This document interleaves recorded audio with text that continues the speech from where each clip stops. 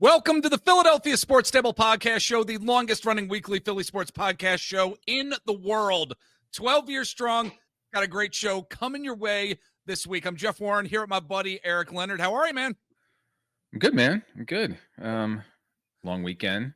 Yes, part of that long weekend is right behind you, folks. If you are looking and watching us on YouTube, you're gonna see some flowers, a nice little pallet full of flowers back there from Eric's daughter's graduation party that we were all attending. It was a good time. Good times. It was really nice. Yeah, getting to see everybody. And yeah, I had to set these up, and like it was 92 degrees before the party. Just drenched in my clothes. Backdrop for pictures. It did. It turned out really good. She made them, and yeah, I set them up, and now they're in my basement in front of my stuff, and I don't know what to do with them. It's blocking Iverson here. I don't like it. I know. I don't like it either. You can't see his chain. You can't see the basketball he's holding. Yes. 3 years from now, I will figure out. They'll probably be there for. I think it's going to be there for the next 2 years, 3 years. What the hell do you do with wooden pallets? You can't just put them by the trash. Like I know. The trash guys are going to take it. So. I've got a wooden pallet in my garage right now at this point because my daughter asked me. She said, like, Dad, I saw this on the side of the road. I asked Mom to bring it home. I want to make a little wooden shelf out of this thing. She's got me sawing this thing. Mm-hmm. They're heavy. That's like heavy wood. Yep. I'm sitting there sawing this. I'm like, oh my God, this is brutal. I'm like, God, what am I doing? What am I doing here? What's with the pallet obsession? I don't know. Teenage girls. What's going on? I don't know. Maybe there's a study. Like she brought these home. I'm like, that just looks like my problem. Yes. Yes. Well, we got a great show, folks. We're going to be getting into some opposition territory. No, we're not. That's a podcast that we do here. I'm losing my mind. It's been a very long day. It's been a long day. Is it? Yes, it is. What it's on this platform. Never heard it. Yes. We've got listener feedback from one of our longtime listeners, Aldo. We're going to be getting into right off the bat. Then we got a ton of Phillies talk. We're going to talk Max Kepler, his comments as of late. Should he be released or maybe even sent down to Lehigh Valley at this point? Should Justin Crawford be called up? And might Dave Dombrowski do a little something before the trade deadline to help this Phillies team? A Phillies team that is very good, by the way. They are a good team. So we'll get to that in a bit. Then Eric and I, we're going to get into our love-hate relationship with that one individual and sports personality. And from there, we're going to get into the WNBA. They're going to be coming to Philadelphia in 2030. Going to give our thoughts there. The Sixers made their draft picks in the NBA draft. Certainly going to discuss that. What we're throwing down on the table this week, we've got Austin Krell from onpattison.com. We're going to be diving into the Sixers draft even more and where this team is going to be heading down the road. So let's get into some listener feedback right off the bat here. Again, our good friend Aldo wrote us, and he was talking about some Philly sports history that Eric and I were discussing recently. He said, "Hi guys, enjoyed your recent discussion regarding the Philly sports history. 2 points.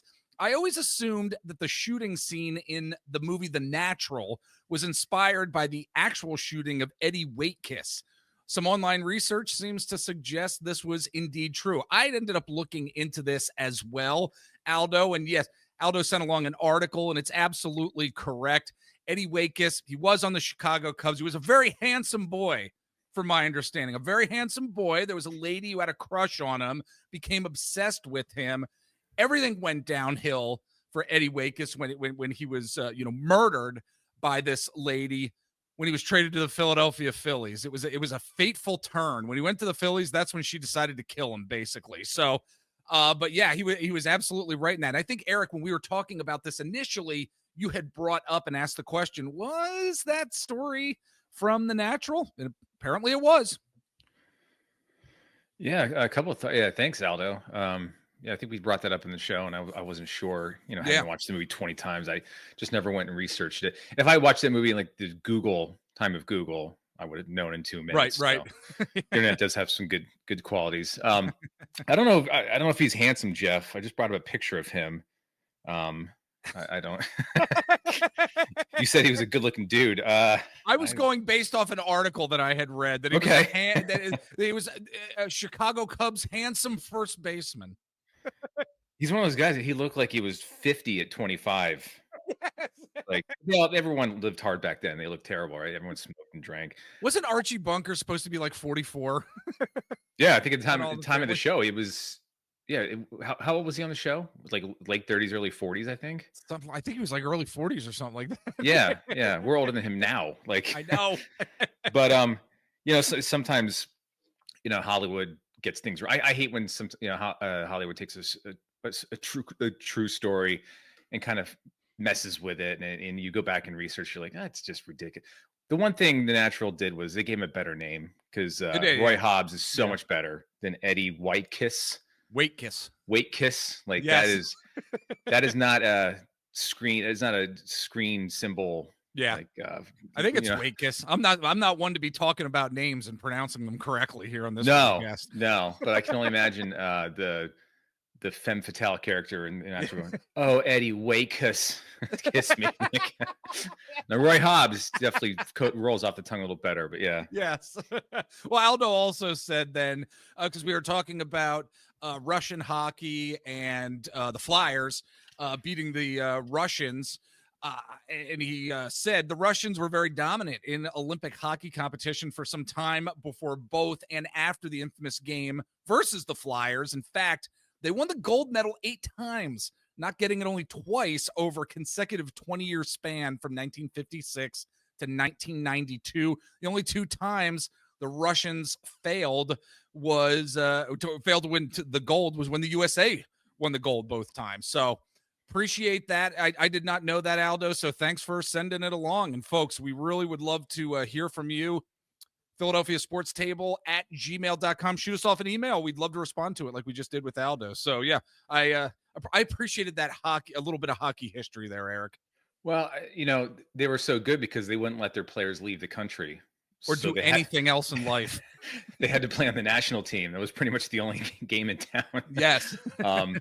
It's kind of funny that 1992, that's when isn't it like 91, like isn't that when like communism fell and like everyone was able to get out? 91, 92. Yes. Yeah. There's actually a really good hockey documentary called the Russian Five or something like that. I have not seen that, but I know what you're talking about. It's about the the guys, the Russian players that the Red Wings drafted and finally got over here, and the stories of how they got them over here. Fascinating. Yeah. Yep. So not only did the Flyers destroy the Russians, so did us. Yes, US. We did. We took them. We took all your hockey players. That's right. Yeah. Yep. All right. Thanks again, Aldo, for the email again, folks. Philadelphia Sports Table at gmail.com. We'll read your email here on the show and respond to it. Let's get into some Phillies talk right now. Max Kepler, he had some words recently, and I think this organization needs to figure out what to do with him. And I say this after the Phillies just had a doubleheader today. And in the last game of that doubleheader, Max Kepler hits a home run, has 2 RBIs, had a pretty good game. But at this point, he is batting .210 on the season, not helping folks out a lot, not helping the team out too much, and was essentially, in so many words, complaining that he's not playing routinely. That's what Max Kepler told Matt Gelb from The Athletic. And he said, that's the biggest challenge. I was told that I was going to be the starting left fielder when he was initially signed. That hasn't been happening. Rob Thompson is trying to walk this back, playing down the comments that they were a little bit blown out of proportion. But I don't know. I can't see that in terms of the stories that I have been reading and stuff that I've been just reading and seeing online as well, Eric. I don't know. I had higher hopes for Max Kepler. I know you did as well. Last week, I put the Phillies season predictions on the podcast feed for us when you and I were doing our predictions. And I know you had you had some big high hopes for Max Kepler. And but I'll say, look, he's batting .210. I mean, can things turn around for him? Yeah, I think they can. It's baseball. Things can turn around for guys. But if he's complaining perhaps behind the scenes and he's performing the way he's performing. Maybe he needs a couple weeks in AAA. Maybe he should be sent down to Lehigh Valley. I don't know. What are your thoughts here? Listen, I had hopes and dreams of being like a touring bass player in a great band for like 30 years. Sometimes it just doesn't happen, man. Right, you know? right. Pure laziness. But he's at least made it. He's made it though. It's true. Yes. Yeah. I had my hands on a bass for a week and was like, this is dumb. Okay. Anyway. So yeah, there's certain guys on the team. Here, I got one for you here. God, well, remember in college I bought one and I brought it up to you guys all the time. Like, yes, yeah, and I played it for a week. And I was like, I don't want to do this. Yes, why did I waste my money? This is stupid. I know. If there's two dudes on the team that I don't want to hear about or hear complaining about not getting playing time all the time, it's Stott and Kepler. Yeah, I know Kepler had a nice game tonight, and of course I was watching him. Like, I'm gonna bash this guy tonight, and of course he had a huge home run. Yeah. But he just. I think my hopes were probably surrounding like how he used to be a really decent prospect and he was still young. I thought maybe the short porch, he's a lefty, like maybe that would help his career out a little bit. He hasn't even been very good in the field. He's batting .210, like you just said. Yeah. And Stott has just been a huge disappointment this season overall. In the batting box. Defense, he's been fantastic. Defense, yeah, and that's fine. But like But when this team's in an offensive drought, he looks even worse. You know what I mean? Like his teammates kind of definitely pick him up because he's again batting .238. He just doesn't look good at the plate this year. And I do love how Thompson protects his players. He's definitely a player's coach. Yeah. Maybe deep down he's like trying to beef up Kepler's trade value. Maybe. I don't think there's anything you can do with him, but we'll get into that later. Like what are their possibilities? But like, yeah, I don't know. Like, I guess the theory is if I play more, I'll play better, or you'll go 0 for 5 more and your batting average will go lower. Like, right. I don't know. Or if he wants to play more down in Lehigh Valley for a bit. Yeah, seriously. Yeah, 2-3 it's right weeks, up the road. Lehigh Valley. Yeah, and just switch places with another guy up there. Let's just Justin Crawford. Let's do it. let's get it going. Seriously, I think we're getting to that point where it may be time. But when you're batting .210 and we're so excited that he hit 1 home run and 2 RBIs in this game against the Padres, there's a problem. There's a big problem with that. Yeah, and there's a segment coming up later about sports personalities, and I'll just say right now, this has nothing to do with that part, but Ruben Amaro, he has to leave my life. I need a breakup with him. He was talking about Kepler's home run, like Kepler was friggin' was like Tony Gwynn. Like, it's just I can't stand that guy. I just can't believe he's the epitome of stepping in shit smells like roses. I can't believe how many times he's failed. You are absolutely right. Yeah. And he's still in the booth. He's whatever. I gotta stop. He was the first base coach of the Boston Red Sox before coming back to Philadelphia. How? Like, how did that happen? I don't know. He's another. I'm just gonna stop. He sucks. But I think we've passed the timeline for a player losing a year of arbitration, or the team loses a year of arbitration with Justin Crawford, because I think it's July 2nd, so it's probably over, right? Whatever that. Probably, I think. I mean, that's definitely a hitting season question there. Yes. Or, we're the novices on that stuff, but they tend not to bring up their guys too quickly, but they're reaching a point where, you've got Marsh batting 215, you have 208, like your outfield is just dismal offensively. And if this kid is even potentially ready, like, why not bring him up right now before the All-Star break? Let's see. And it would just make a ton of sense and see what you have. I doubt he's going to lose any confidence. His dad was a major league ball player for years and years. Like, it can't hurt at this point, because again, I think your outfield is averaging 235. I mean, Castellanos can't do it all. Right. So. But as I said at the beginning of the show here, this is a good team. It's not like this team is some like middling crap garbage team. They're 51-36 right now. Mm-hmm. They are at top of the NL East. You know, they're one of the leading teams in Major League Baseball here. They're not a bad team. So it's not like we're just picking on guys. Max Kepler's batting .210. It's a problem. It's an issue. If there can be any type of correction to this particular spot in the rotation, get it done. Let's see what Justin Crawford can do. I mean, they're 3.5 games out from the best record in baseball. Yeah. Behind the Dodgers, you know. I mean, yeah. It's time to start making minor tweaks. You're coming down the stretch here. The All-Star break is fast approaching. It's going to be August before you know it, and you can't be rolling into August with Kepler batting like 207. That's just not going to work and get them where they need to be, because Harper's going to need some time to get back on track. Schwarber is going to be, even though he's going to be in the All-Star team, everything, that he is one of these guys. It's going to bat 110 for 2 weeks and then just crush the ball. Same with Castellanos. You got to have some kind of like consistency, and they don't have enough of that across the board. I guess Trey Turner would be your consistent guy. Yeah. But you got to have at least one outfielder that is consistent. And if you got to give Crawford a chance soon to see what you have before the trade deadline, because then you may have to make a move. So now's the time to pull the trigger on that, because I didn't even look at the schedule coming up for them. That'd be a good indicator. Like, who are they playing? Are they going to be at home? So they got the Reds coming to town. Yeah. Starting on Friday. But you're absolutely, bring them up tomorrow.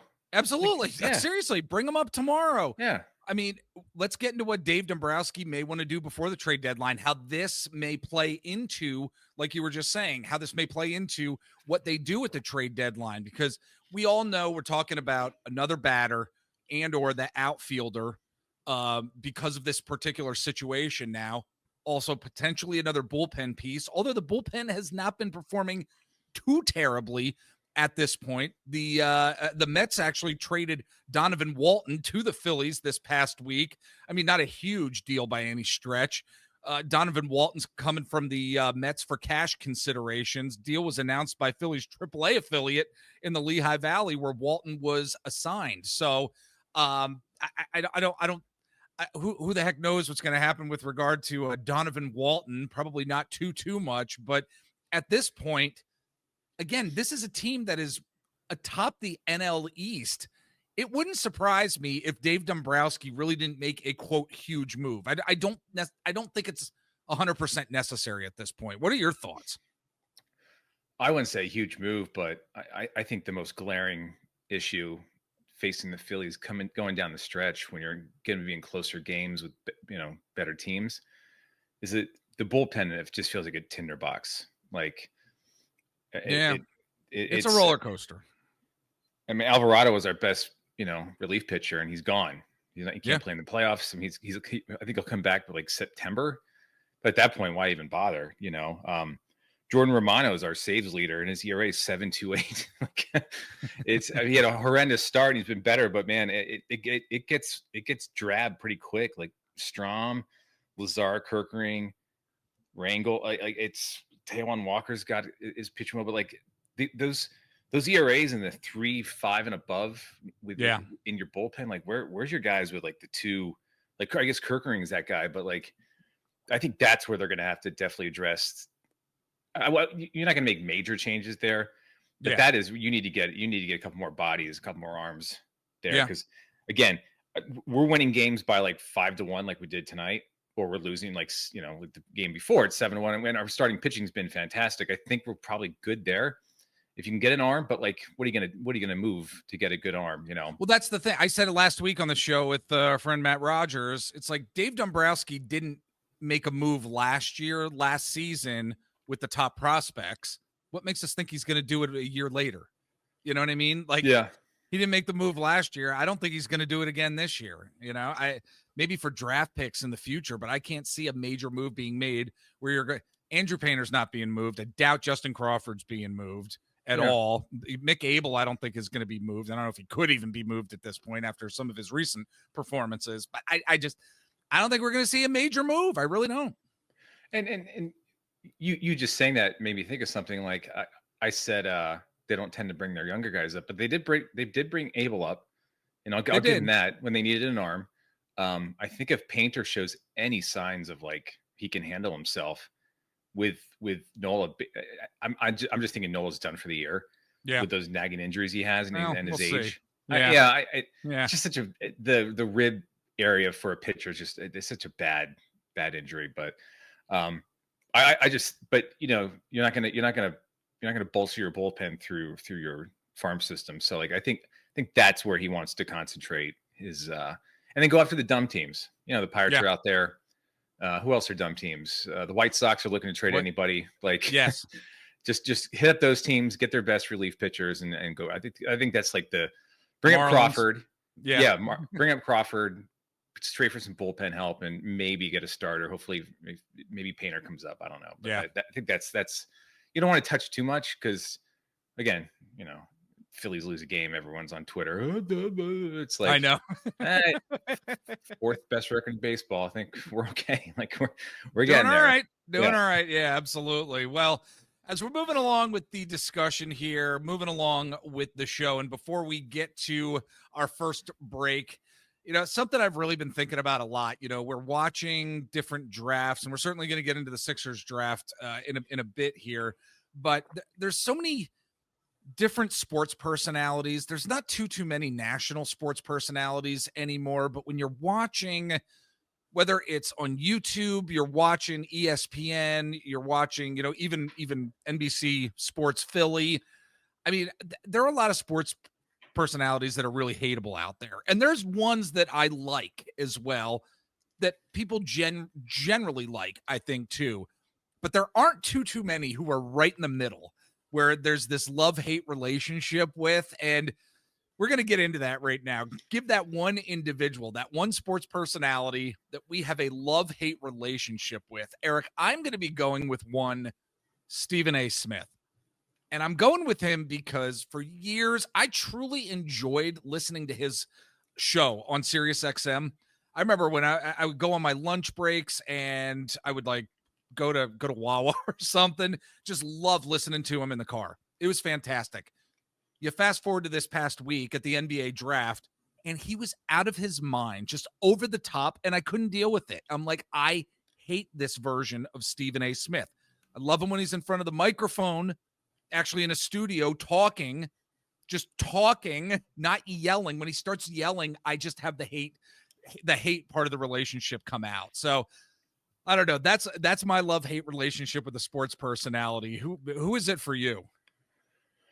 Or if you have anything you want to add to Stephen A. Smith. Oh no, I'm actually a big fan of his.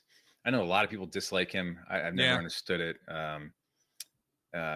He's loud and boisterous, but he's also really good at sports analysis. He is great at sports now, and he's an old newspaper guy. Like he actually was a journalist, and those guys typically, if they have a personality, can make it on TV and do really well. He's a good example, but I felt like my dad watching the draft coverage because he was too loud, and he was like literally screaming at certain points.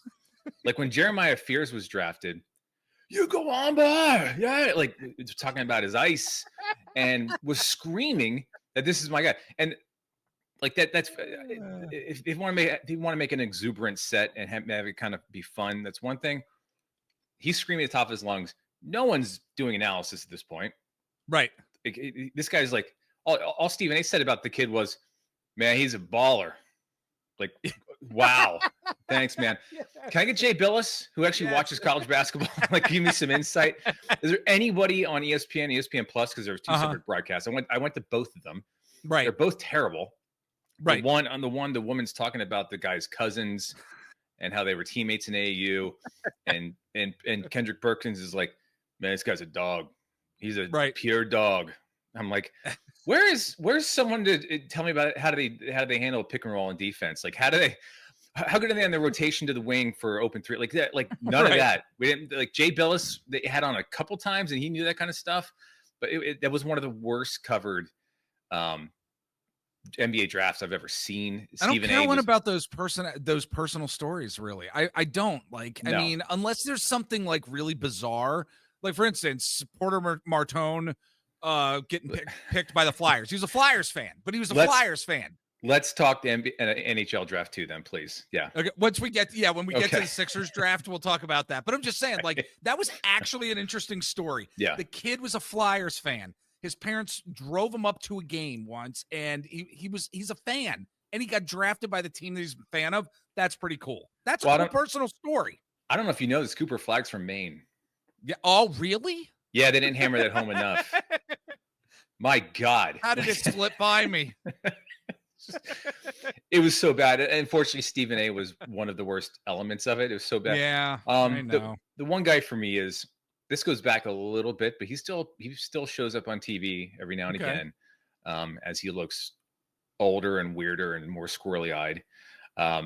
Chris Berman for years. Oh my God, yes. This is a good one. This is a good one. Yeah. So Chris Berman, like, on the surface, very, very annoying. Like, with some of the nicknames, kind of like he was running out of nicknames near the end when he gets a little older. Yes. And and would go back to the classics. And again, he could be loud and do a lot of boom, boom, boom noises and stuff. And it's like back. Yeah, for baseball too. Yeah, he just did different noises. He was like the tool time guy at some point, just like groaning. Oh God. And which it wasn't funny either. Right. And and kind of came off as pompous too when you would hear him being interviewed about like the job of broadcasting. Yeah. You would think it was like, neuroscience. Like, Yes. I understand you're in the thick of it and it's your job, but like, dude, it's not that big of a deal. Right. But on the other hand, there's a comfort to Chris Berman. There's a comfort level that's like, it's Sunday night. All the games are almost over. He's going over the highlights. He's going over the stats. And you're just like, oh, yeah. I feel good. Like back in high school. High school. It's Sunday. I feel like that. That has to be part of it. And Mike Patrick, was that his name? The football announcer too. Yeah. He would do the Sunday night game on ESPN. Yeah. Like, that was just a comfort thing. I felt like I was home. I could be ready for Monday. Like, just being around the house. Like, I don't know. Dan like, I was like close. Sorry, Dan Patrick. No. I think it's Mike Patrick. He was the football announcer. Dan Patrick is from, if you look it up, I think he just died a year or two ago. But he did all the Sunday night football games on ESPN for years, or Monday Night Football when. Mike Patrick. Yeah, Yes. And one of my favorite. He was one of my favorites because you could always see his pack of heaters in his coat pocket. He definitely had a smoker's voice, but but Berman, like natron means business, that kind of stuff. Like, it's corny, but it's kind of funny. And there was, like I said, it just made you feel like, all right, I know what happened today in football because Berman laid it out for me. Yeah. So that's my guy. I like it. I really do, because like I said, I remember in high school, the Sunday night games and stuff, like you said, there was comfort in that. I loved it. I loved hearing that voice. The hokiness was there, of course. It was once we were in college, and probably like the tail end of college, getting to be like early 2000s, was like, okay, this bit is just completely done. You're trying way too hard. You are taking yourself way too seriously. At that point, he was like a John Sterling.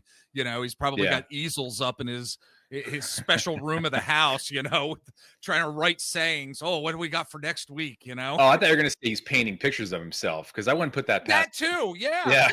Yes. I guarantee there's a painting of him in his house somewhere. Maybe he didn't do it, but it has to be. Yeah. I like it. Folks, but I'd love to know what you are all thinking out there. Do you have a love-hate relationship with a sports personality, a broadcaster, whoever it is? PhiladelphiaSportsTable@gmail.com. We'd love to read your email here on the show and respond to it. We are going to be taking a break, but first and foremost, we're going to put some promos on our screen here, or I should say our social media sites, if you're watching on YouTube right now. If you're listening to us, if you're new to the Philadelphia Sports Table podcast show, check us out over on Instagram. We are on Twitter/X, our Facebook page, Threads. Eric and I are over on Blue Sky, at Jeff Warren for me, at Brick Pollitt for Eric. Search out at Brick Pollitt and you're going to find Eric. I'm over on TikTok at Mr. Jeff Warren. Search us out and give us a follow, like, and subscribe here on YouTube, we'd appreciate it. Share the show with everyone. We're going to take a quick break here, folks, and we're going to be back with some WNBA talk since a new team is coming to Philadelphia and some Sixers talk. We'll be back in a bit. All right, we are back, and the WNBA, I should say, is coming to Philadelphia. Now, whether it's been Eric and myself or Len and myself, we have talked about for years, every now and again, because of the WNBA and how integral Philadelphia is to basketball in general, the wonderful stories, the talent that comes out of Philadelphia and the Philadelphia basketball scene. It's been just an abomination that Philly has not had a WNBA team. And with the WNBA, not just because of Caitlin Clark, but because of other star players as well, taking the league to another level over these past few years, I'm really excited about this, about this team inevitably coming to Philadelphia again in 2030. I was really excited to hear this. We're going to have more basketball in Philadelphia. What I didn't like about this, Eric, was that certain social media sites and certain accounts are like, what should the name of the new team be? And oh my God, just some of the hokey stuff. Oh, they should be called the Philadelphia Cheesesteaks. And then good one. Yeah, exactly. Yeah. And then the one I saw, it was really annoying. The Philadelphia Freedom with like American flags after it and stuff. Yeah. Look, I like the country, folks. I like the good old You USA. do? I do. Yes, I do. But man, and look, you watch. They're probably gonna call the team the Freedom, and I'm like bragging on it here. But I actually hope they don't. I hope they come up with something a little more, I don't know, original. Maybe I don't know. Yeah. I mean, so I don't know. What are your thoughts? I'm excited that the team is coming, to be honest with you. I think it's going to be really cool, and I think it's going to be for sure, pretty sweet for sure. But I don't know. What are your thoughts here with this story? Yeah, it's great. I mean, I can't believe it took this long to bring one of those teams to Philly. I mean, I know Vegas got one before Philly, which is ridiculous. I mean, come on. Yes. Seattle has one, but it's nothing but good for the city. And WNBA was smart to do it now while the flame is hot, kind of thing to expand. And you're going to be putting one in a real big time basketball city. You have a lot of history, female basketball history here, So here, I don't live there anymore, but yeah. I think there's some of the interesting questions I had besides the name of the team. Like, it's just funny when the public thinks they have any input.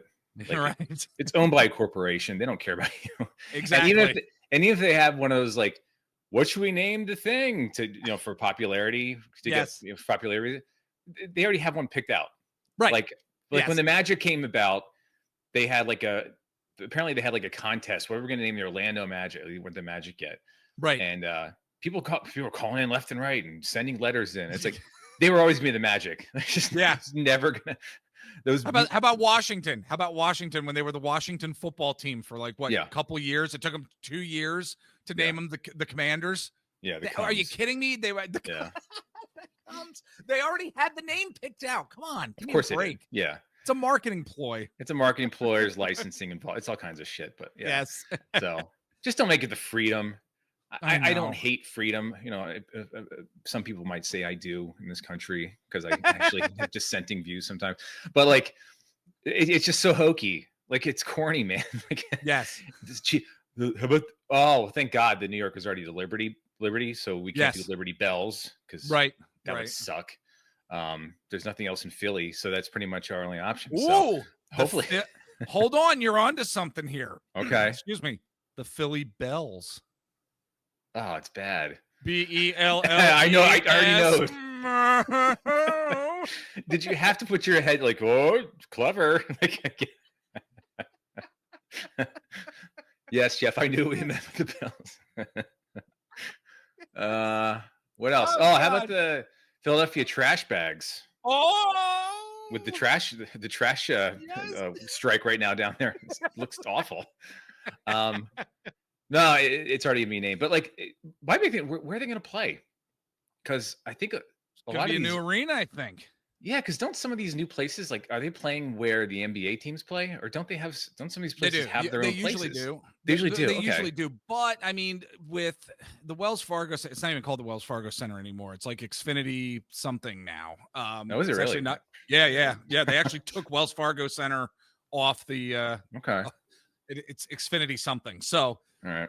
Even though the names and rights have been transferred from Wells Fargo over to Xfinity, my understanding is, and I think Len and I may have been talking about this, or it was another interview maybe that we did.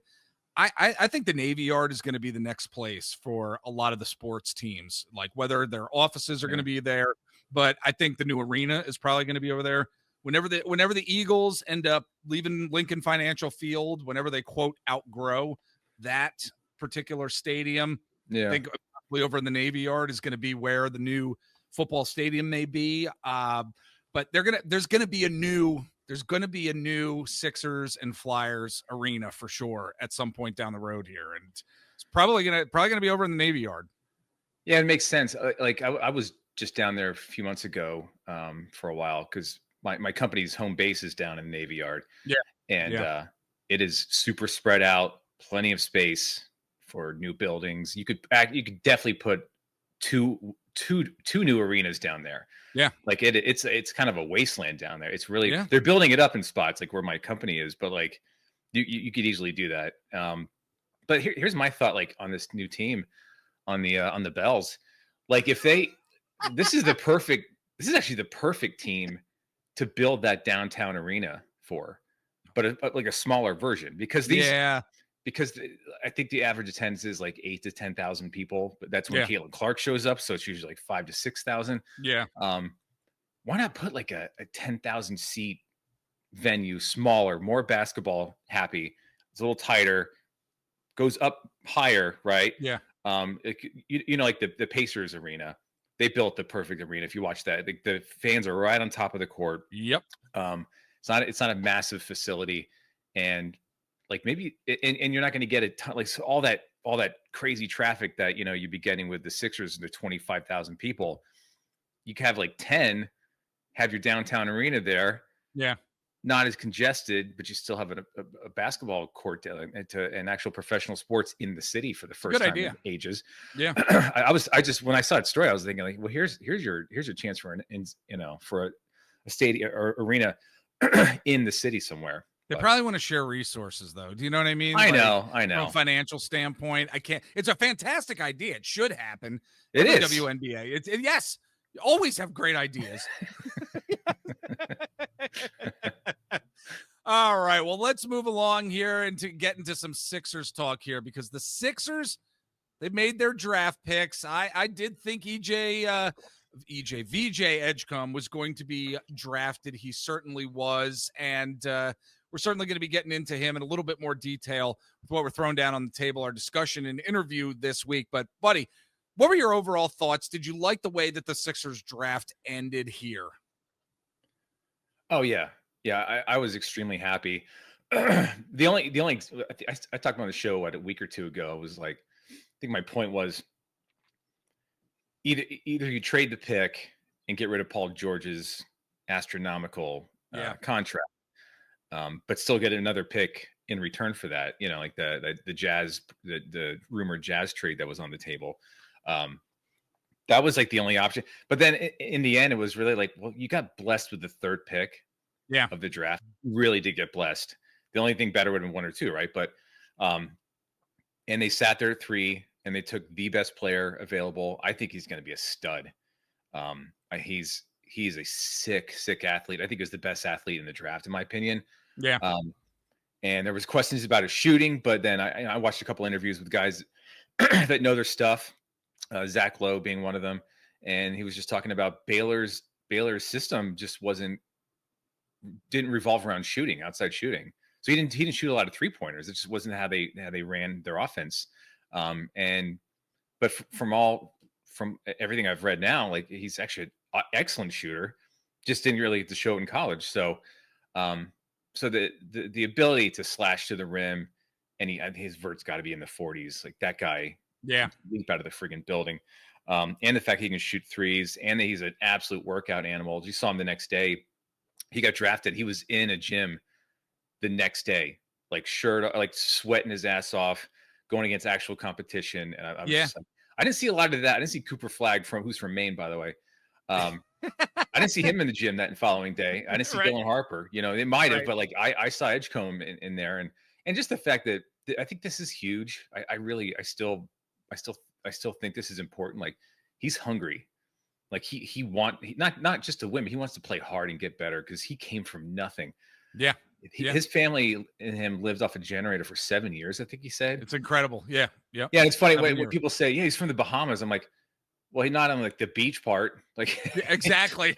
He lives in the shit part. I was gonna say, have you driven through some of those areas? It's like, well, a little rough. There's a reason you go on a big boat and they let you off. Like, well, don't go past that line though. You stay right here. Like, but yeah, but that's the part he was from. And like, I just like that, man. And his brother was crying for him because he was so happy, and his mother was just beside herself. And I'm like, this is a great story. But not only, I just think that goes a long way in a guy wanting to get better and keep his spot. You know what I mean? Like, he's going to fight to stay in the league and get better. You know what I mean? Like, he's not going back to. It kind of reminds me of Maxey in a way, where I think he'll be better than Maxey. Yeah. But what I mean is, by the kind of attitude coming in, and the, we all talk about, okay, he has to improve his game here. He's got to improve his game here. We said the same stuff about Maxey when he was drafted. And you see where Maxey has taken his game. Like, never in a million years did anybody think that Tyrese Maxey was going to be what he is now, on the cusp of that stardom. So VJ Edgecombe, I'm seeing similarities here. I really am. And I think it's going to be really good for this team long term. Well, yeah. And for a guy of his caliber, I think if he's not as good as Maxey, I'll be disappointed. Yeah, like, for real. Yeah, I think he's going to be better. I think he has a nastier streak in him. Maxey can have a mean streak, but I think this kid is just like, he wants to chew your throat. Like, I think he has that as Kendrick, he's that dog in him. Yeah. Can he shoot though? No, whatever. But yeah, I think that was the perfect pick. Thank God they passed on Knuble and whatever the hell his name is. I'm happy not to say his name anymore, because he went to Charlotte. You're never going to see him again. Yeah. Thank God Ace Bailey. They've passed on him. I was just going to mention Ace Bailey. Like that. Like, that dude. I mean, could you imagine the Sixers getting that? Like, he might be a nice guy. But like, from the, he doesn't seem it. Yeah. No, but I mean, like, from like the sheer business perspective of what the NBA can be. I'm glad the Sixers don't have to deal with that nonsense. Well, he's the kind of guy where he gets your GM ass fired or extended, because he might be a disaster. And like, I think Danny Ainge is okay there, but if a lesser GM took him, and they're losing their job. The kid they got in the second round, big fan actually. If Cooper Flagg wasn't the player of the year, this kid probably would have won the Naismith Player of the Year. Yeah. He averaged, I think I sent my brother, he averaged 19 points, 11 rebounds, 2 blocks a game. And he's like, how did my brother put it? He watched a lot of him. He said he's a grown ass man. He plays basketball like a grown man. I think he turns 23 next month. And it's so wild to me that he didn't go in the first round because he's 23. He's going to be 23. Yeah. That's old. Yeah. That's not man. Old, dude. Like, that. It's ridiculous. Like, and if this team's window is like now, why wouldn't you take a kid like this who you absolutely can bring off the bench to fill in at power forward in spots? Maybe even get more minutes than that. I have no idea, right? If he can maybe get his ability to shoot 3-pointers a little better, maybe play some more. But he's 6'10", like 250. He's a big ass dude. And the combination of him and the guy they just signed from the Nets. What I sent you guys earlier, Weiland or yes. Wetland, I think his name is. Is it Wetland? Yeah, I think so. It's terrible. It was one of like the lesser announced, picks or pickups for in free agency, but he's another 6'10", 210 or 220, 230 pound guy. So all of a sudden they have some depth at power forward. Trendon Watford. Watford, thank you. Yes, Trendon Watford. who was pretty good off the bench for the Nets last year, averaged 10 points, 6 rebounds a game. They don't have your awesome starting power forward, but I don't think it really matters with the guard play they're going to have. I thought they knocked the draft out of the park for where they were, honestly. Love the analysis here. We're going to be continuing to discuss the Sixers when we get back from our break. Buddy, do you have anything else before I let you go here? Of course. So we talked about the NBA draft. Yeah. And how it was not the best coverage. No. That's my favorite draft night of the year. Mm-hmm. I know you love the NFL. I love the NBA one. I was disappointed. Nothing compares to the NFL, to be honest with, like the energy. I think I know where you're going with this, my friend. So if you have to go the opposite of energy, negative energy, the NHL draft was the following week. And I know I bash hockey, but like, dude, you got to pick it up. The format was horrendous. Holy shit. It's the worst format of any NHL draft I've ever seen. Okay, so when the guy who runs the NFL, what the hell's what's his nuts again? What's his name? Roger Goodell. Yes. Like, he doesn't have personality, but he doesn't really try anymore. Roger Goodell is like Mr. Personality compared to Gary Bettman. Oh my God. Like he tried to be funny a couple times, Bettman. Oh, he really did. And I was like, this guy sucks. Like, couldn't deliver his lines. Oh, like, imagine being a party who's trying to be funny. I'd be like, I keep going to the other side of the room, like, who brought this guy? Like, who's a party pooper? And just, okay, so the format, every first round pick, they brought somebody out or was on a screen. For some reason, when they were on a screen, they looked like they were using a camcorder from like 2005. Like, when Brandon Graham was announcing one of the picks, which I think it was Jack Nesbitt. When he was. Yep. It looked like he was on a Sony camcorder that I had back in 1985. And couldn't these guys stop what they were doing? Like, he was in a parking lot of a store or something announcing the pick. It was so weird. Yes. And the guy from the retired guy from the Sabres, was it Sean something? Oh yeah. Oh God, why am I forgetting his name? I'm getting old here. Was the Sabres, whatever pick it was? Yes. He was in a park. You see his kids playing in the background. Yes. I was like, what the hell is this?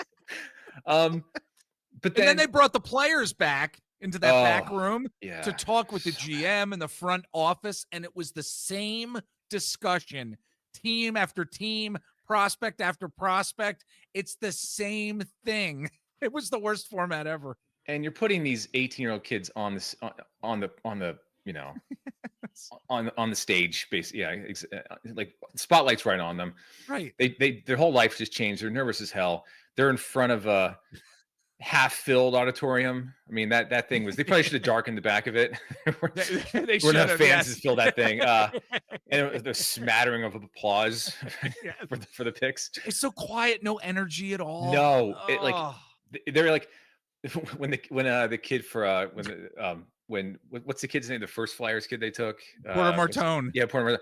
They were like, Flyers fans are delighted, and they just showed one old couple. Yeah, it was an old couple going, yeah, right. I'm like, all two of them are thrilled. Yeah. Yes. Anyway, but to drag those kids backstage and go immediately on screen and be interviewed by your bosses, terrible. And I'm not gonna make fun of the players, because what do you do in that? But like, most hockey interviews are pretty boring. Yeah. To center, and your interviews are boring. To center the entire format around interviewing these kids on the spot was such a disaster. Whoever produced this thing should be fired immediately. Find someone else for next year. Absolutely. And I have to I'll just we've talked about this before. The attempt of other sports to recreate the NBA TNT show. Oh my gosh! Show, yes. You're just never going to do it. You can't. I don't care what you do. The NFL's tried for years, doesn't work. You have some decent shows that try. You always have one guy at the end who thinks he's way funnier than he is, and he ruins everything. The baseball one is maybe the worst version of it, because Big Poppy and A-Rod think they're hilarious. They're just not. Mm-hmm. The hockey one. Holy terrible. Hell. It was not good. You cannot manufacture chemistry. I don't. How do these professionals running these multi-billion-dollar companies, these media, how do they not know this? You and I are talking on this dumb podcast here for how many years now? even with like Len, when I'm on with him, I'm on with other guests. I'm telling other podcasts that we listen to, the chemistry is there. How do these people think they can manufacture chemistry? It's amazing. They can't, and it's just so obvious. And whoever was at the desk for the hockey one, decent analysis. They helped me understand like why this kid was picked, kind of thing. Yeah. But when they went off script, we're trying to joke around. I'm like, cut. Yes. I mean, God, no, go somewhere else. This is so bad. Yeah. Actually, really fun to watch. I've never watched the whole first round, but from a train wreck standpoint, really fun to watch. And again, I feel for those kids. That's terrible. Like, can't wait to see what they're going to do next year. Yeah, but I imagine getting hired for your job. You go through grueling interviews, and then your first day, the CEO to go stand in front of the CEO, and it's good to have you, sir. Oh, thank you for having me. And I'm going to put a lot of hard work in. I can't wait to get to work, sir. Can't wait to report. I'm going to work hard for you. Yeah, that's what every interview is like.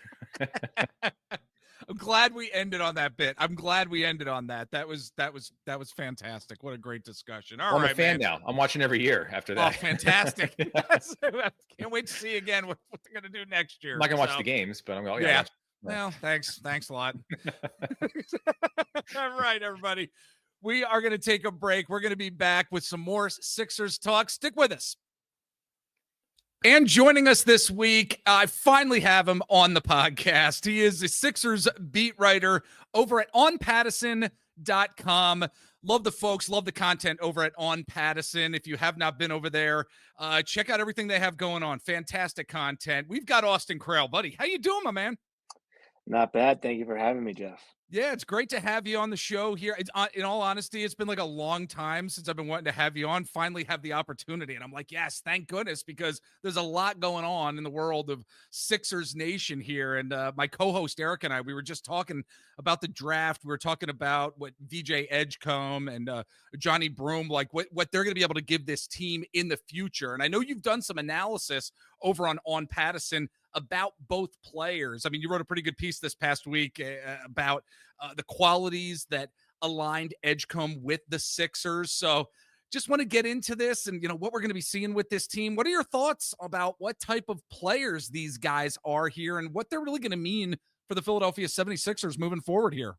So I kind of think that the Sixers spent a lot of time doing their due diligence on both guys, or on really the draft in general. But yeah, they have, I think, the experience they've had with Tyrese in his development and just the kind of person he is, and Jared McCain going from the 16th overall pick to being the Rookie of the Year frontrunner for a while. Yeah. I think they've begun to really prioritize the people that are within the players. And so with VJ, Daryl Morey told us, like, you just see first of all, he's mature. He carries himself like a veteran player, and that's hard to do at that age. Yeah. He has a great family and support system by him, and they all love him. And just the admiration and respect his siblings have for him. So they felt like they were getting a really good person underlying the prospect, obviously. And then VJ's work ethic has been chronicled and has received rave reviews for a while. So it kind of makes sense that, like, given their recent history of success in this era of getting guys who have some development to go, or are underrated but have strong work ethics, they tend to go for those type of players. And so VJ is uber athletic, has some development to be done, but they're certainly willing to invest the time and the patience in him to become that guy. Yeah. What about with Johni? Is Johni or Joni? It's Johni. Johni, and I'm completely messing it up. Yeah. As I do, I tell people, I mean, it has been an ongoing issue, for the past 12 years we've been doing this show. Like, I mess up John Smith. Basic. I can't believe I just said John Smith right. Anyway, it happens. Like, what are your thoughts on him? What he's going to really be able to bring to the team as well? Again, Eric and I were just talking about it. Want to get your perspective. So, I don't think there's a clear fit. Like, he's not a very good perimeter shooter. Right. not very athletic. He is somebody who you can trust to make passes out of the post. So like he is like a guy you give the ball to. He's a bruiser inside, but he can also read cutters and if he's drawing extra attention from a helper, then you can just kick to the shooter. So he has that skill set. It is a different flavor from what they've been used to out of their backup bigs. And there will be certain matchups I would imagine where Dembona will play because they need just more of a hyper athlete who can jump out of the building. Yeah. There'll be certain times when they needed a guy like Janai, who was older and has is maybe a little bit more built, even though he's a rookie. I also think that they valued like the fact that he did a ton of winning in college at Auburn. Was the best player in college basketball last season, and he scaled pretty well from going from it was Morehead State to a much bigger conference in where Auburn is, and he played well there. I thought one of the more telling things about him as a person was like he said that 2 years ago he did the combine and he went about regular talks with teams, and the Sixers were one of the teams, and they gave him a bunch of things to focus on or like a bunch of feedback Yeah. about how he could improve. And then when he came back this past combine, they were impressed with how far he'd come. So clearly he is coachable. Yep. And He when you're can coachable, develop. yeah, when you're coachable, it typically means that you can leave ego at the door and treat the business like the business and do the work. So I think he's a guy who is just somebody. He's a guy you like to bet on. Um, I think if we're being totally honest, like can't really get a number for what his cap is going to be for his Right. salary this season. Yeah. So to me, it implies a little bit that maybe they drafted him partially because he was willing to take a lower salary in first year. So we'll see if that comes to fruition or if that's true. Just my suspicion, but um, they both guys came in on Friday with a lot of family there, and they appear to be high quality people. Yeah. This is not an Ace Bailey situation, which I mean, Yeah. Intel and Ace Bailey Intel and Ace Bailey the person is not bad. Like everyone, people have said he's a good dude. Teammates liked him, whatnot, but there From is a business perspective. there is this cloud Yes. that has followed him through Right. this draft process, and you see Janai and you see BJ, and they're just genuinely very grateful to be Sixers. So Yeah. Yeah, absolutely. I mean, culture is so important to this Sixers team, the organization.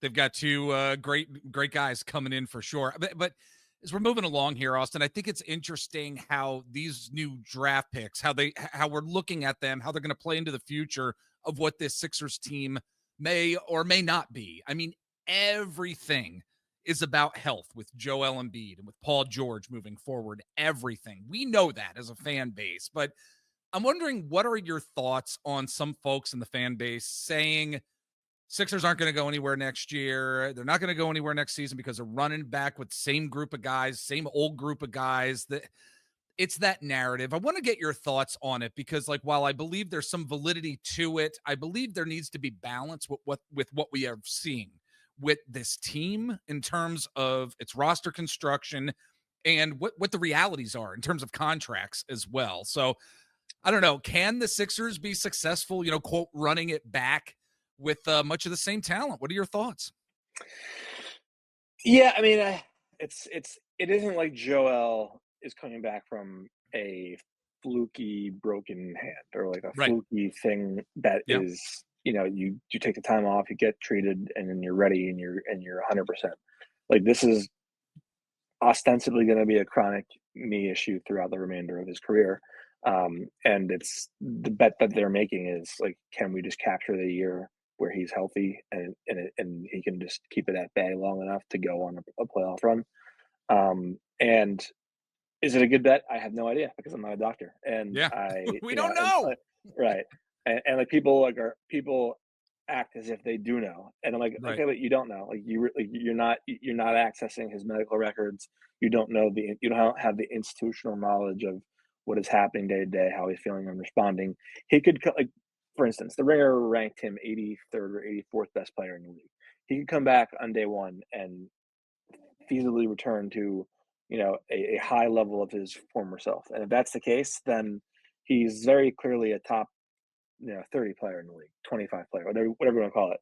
I mean, we're forgetting that just a year and a half ago or whatever it was, he was setting historic records and was the front runner to win MVP again. So I don't think it's that crazy to think that he can return to a high level. It just isn't something that I would advise people to bet on, right? Because Right. it's hard to know. Yep. Paul, he does have some chronic history with that, with knee injuries and the bone bruises. I don't really know how to place him in terms of variable, like how much of last season was him taking a look at the team and where the things were going and just saying like, I'll play, but like, what is there to gain out of me applying my best? And Yeah. I Yep. understand that's a frustrating thing to hear as a fan when the guy is making max money, but it does matter when you're going into the future and thinking about, okay, like if things are going well, what does this guy look like? And can this guy feasibly return to not even a better version of himself, but just the guy that he was a year ago? And he was an all-star at the Clippers at 33, 34, averaging 20 something, five, whatever it was, I forget. But I think in this version of the East, where you have two teams that would have figured to be ahead of the Sixers, who have guys with torn Achilles,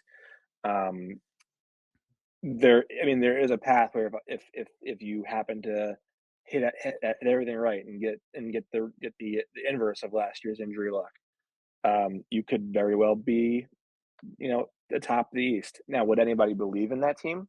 Probably not, Right. because playoff track records of the individuals on the team is not great. Yeah. But also because you're just waiting for the shoe to drop with Joel and his health. The one thing I'll say though, Austin, too, is that nothing in the NBA is really going to surprise me too much anymore, to be honest with you, especially after this past season. You have the Boston Celtics, number 2 seed in the Eastern Conference, and they just fell like a sack of potatoes for various reasons. Injuries plaguing the team as well. That was contributing factor too. And nobody thought the Indiana Pacers were going to do what they necessarily did in terms of getting to the NBA Finals and almost being able to potentially take Game 7. Like, I didn't see it. They were a good team this year, but in January, February, I didn't see that happening. I think we need to go into this Sixers season as fans saying, you know what, there is a possibility for just about anything to potentially happen, and we can divvy it up percentage-wise, however you want. But in this NBA climate and atmosphere, and especially in the East, I think anything is possible. Yeah, no one would have said.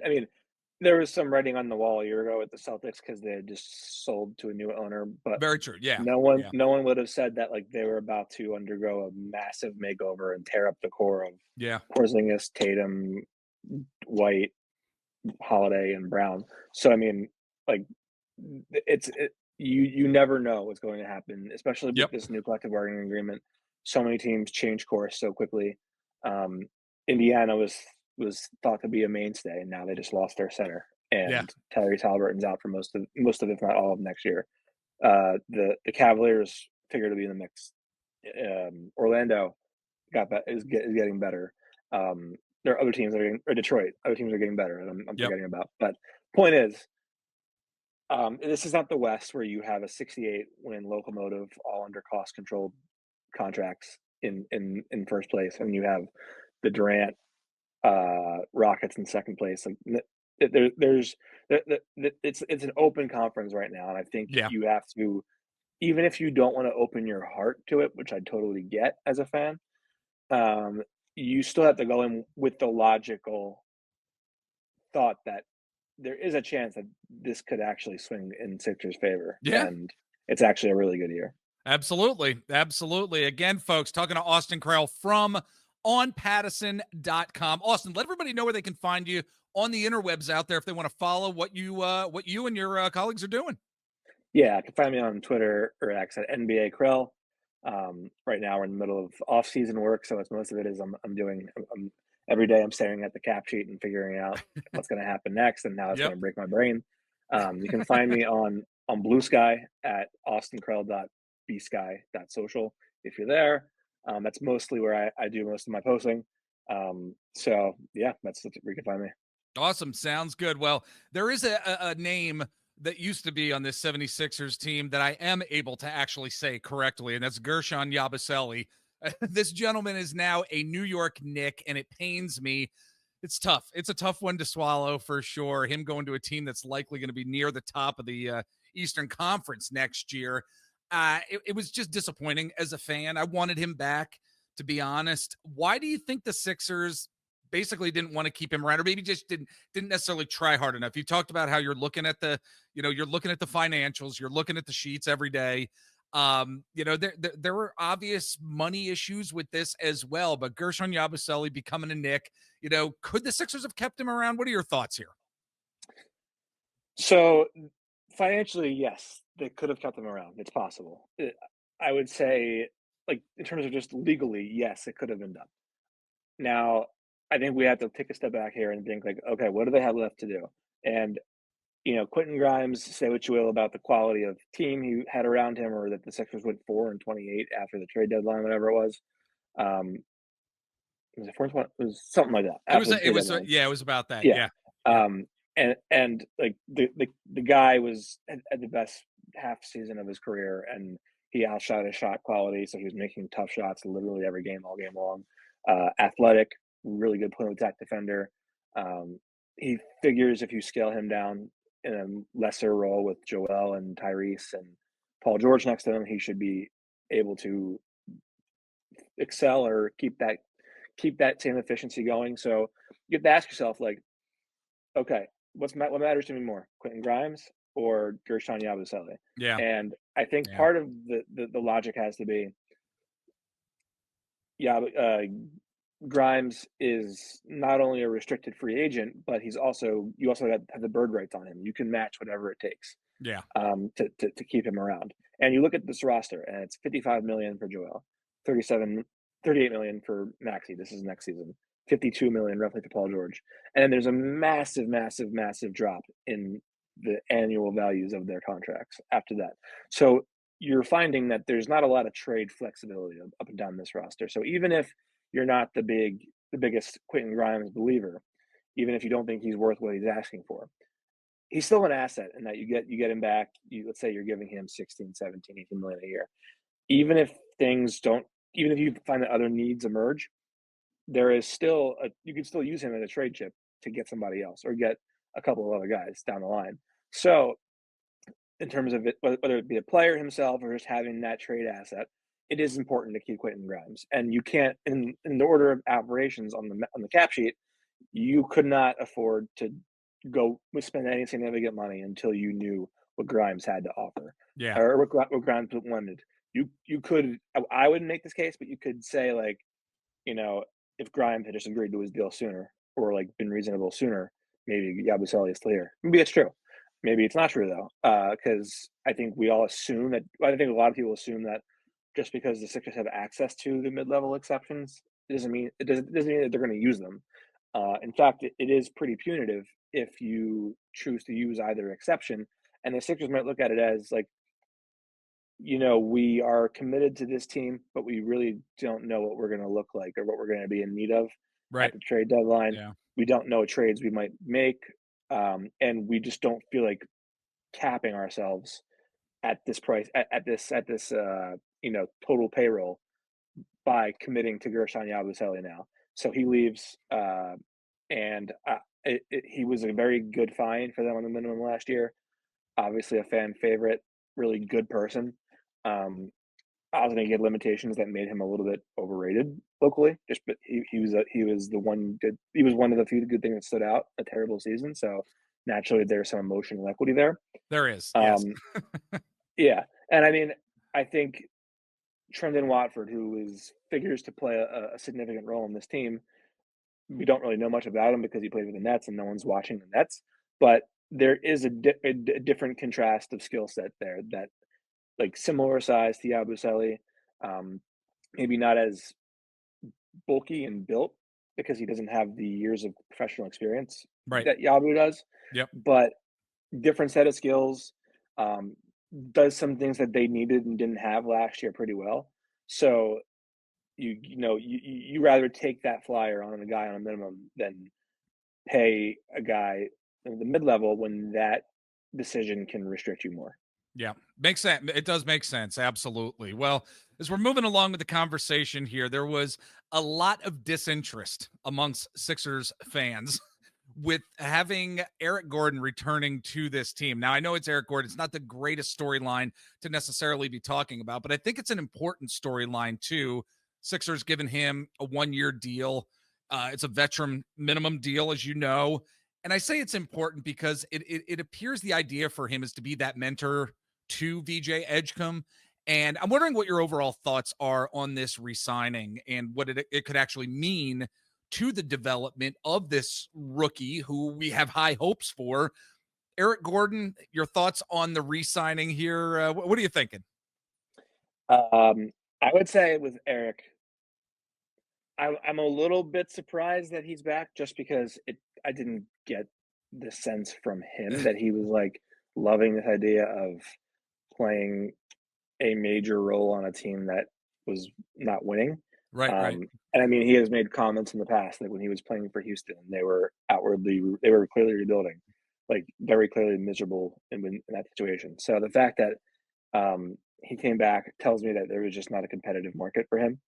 And it also tells me that like there was probably some level of agreement.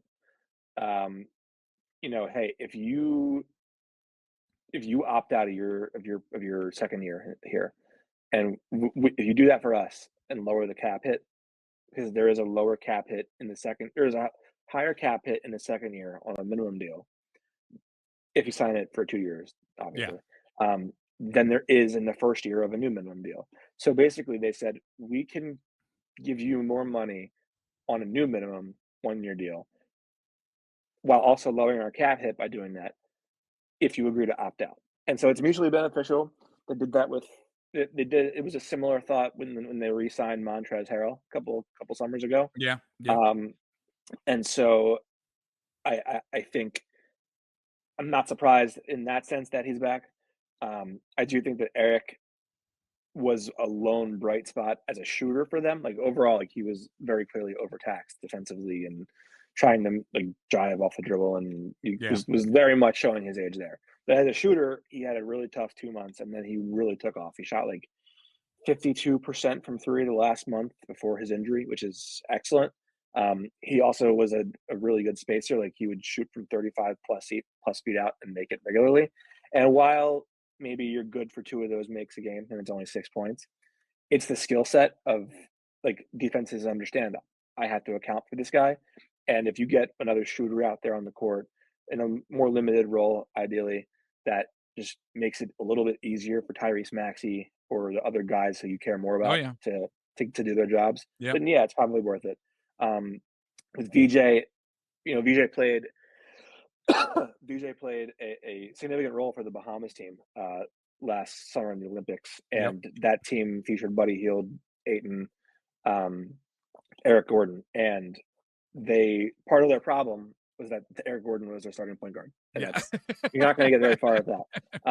But you could see there was a personal relationship there. There was some like, this is my young guy here, and if that helps teach VJ, how to maintain his professional stature and how to grow someone who he's comfortable with and familiar with in his rookie year, then I don't see a problem with it. Yeah. In fact, like there's this intangible value that we don't really know of because we're not privy to everything that happens behind the scenes, but like we don't really know how much of an impact that Kyle Lowry is having on the likes of a Jared McCain or Tyrese Maxey and what he's teaching them.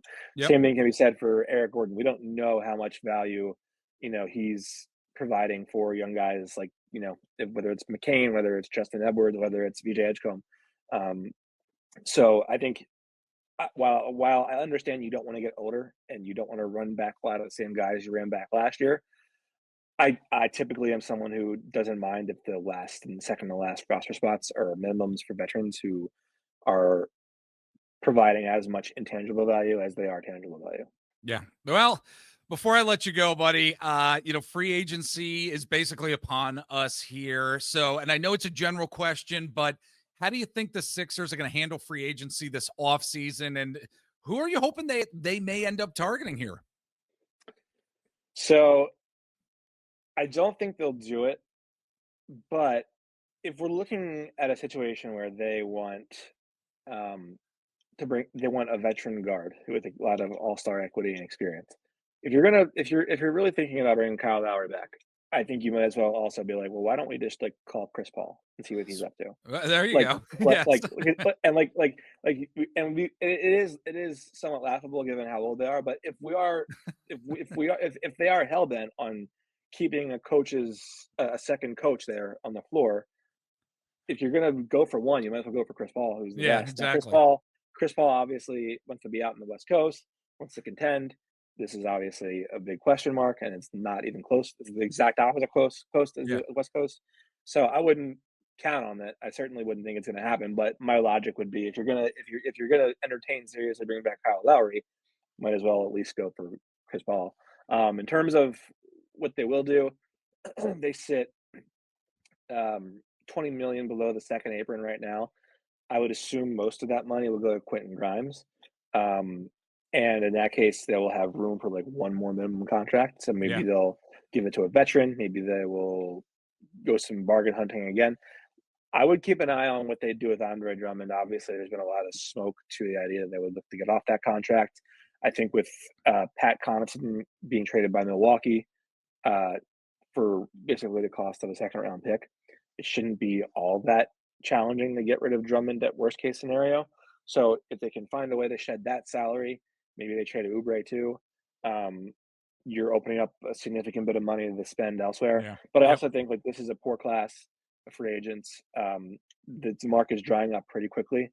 So like Quentin Grimes might be the second best guy left. And at that point, like you're basically done anyway. So I wouldn't expect much sexy activity in free agency still. I would say that there is a chance that they trade someone or multiple someones, in which case maybe that opens up some opportunities for them. But that's where I think it ends. I think they fully knew going in that there wasn't going to be much change. Yeah. All right. Well, it was a great conversation. Austin Krell, folks, from onpattison.com. It was great having you on, Austin. Seriously, I'd love to have you on the show at some other point down the road. Come back and join us in the future. I'd love to have you back on the show. Anytime, Jeff. Thanks for having me.